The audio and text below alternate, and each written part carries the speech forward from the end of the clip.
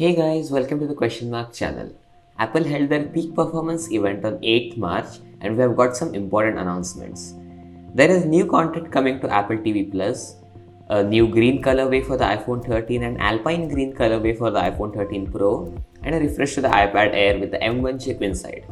But the key announcements were the new iPhone SE and the Mac Studio. We will be focusing on the iPhone SE in this video and the Mac Studio in another video. So, the iPhone SE has gotten a refresh. We are still using the iPhone 8 design with the bezels and home button, and I'm going to be honest guys, I'm really disappointed in this design. Like for the iPhone SE 2020, sure I could work for that. No big deal considering the original iPhone SE was the iPhone 5s with better internals. This year however, the design genuinely feels old. It's not surprising of course, and the leaks did suggest this design, but some part of me was hoping for the iPhone XR design for the new iPhone SE.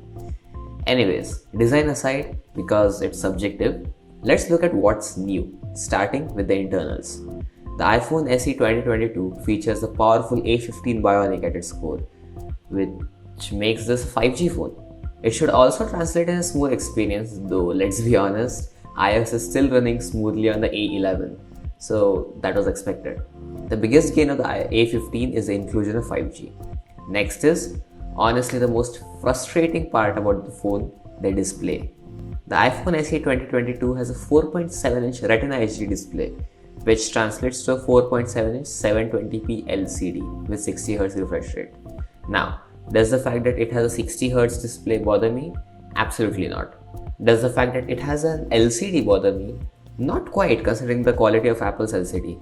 Does the fact that it has a 720p resolution bother me? Yes, absolutely it bothers me.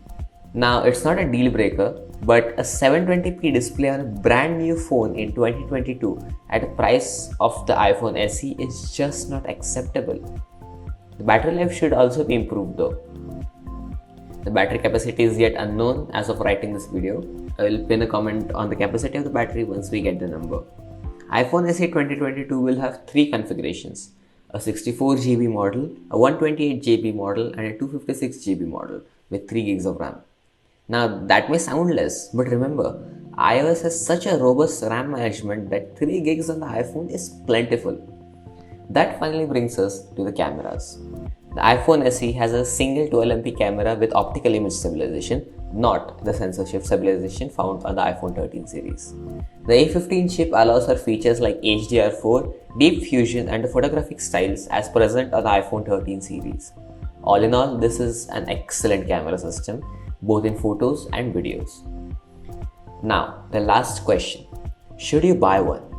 The iPhone SE 2022 starts at $429 for a 64 gigs configuration. In India, the 64GB model retails at 44,000 rupees, with 128GB model at 50,000 and 256GB at 60,000. In my opinion, 64 gigs is just not enough nowadays. So, if you look at the 128GB model, that's within striking distance from the S21 Fan Edition, which retails at 55,000 in India. 55,000 is also the current price for the iPhone 11 at the 128GB configuration. Considering the fact that the only upgrade the iPhone SE makes is 5G, which is non-existent in India, this phone is extremely hard to recommend. As you can pick up the iPhone 11 at 55k or the iPhone SE 2020 at 35k if you want an iPhone. If looking at the Android world, there's the aforementioned S21 FE and also the rumored Pixel 6a. At the end of the day, the iPhone SE 2022, as good of a phone it is, it cannot justify its high asking price. Make sure you click on the iCard in the upper right hand corner to watch my video on the Mac Studio. That's it for today. Thanks for watching and do consider subscribing for more interesting content like this. Thank you.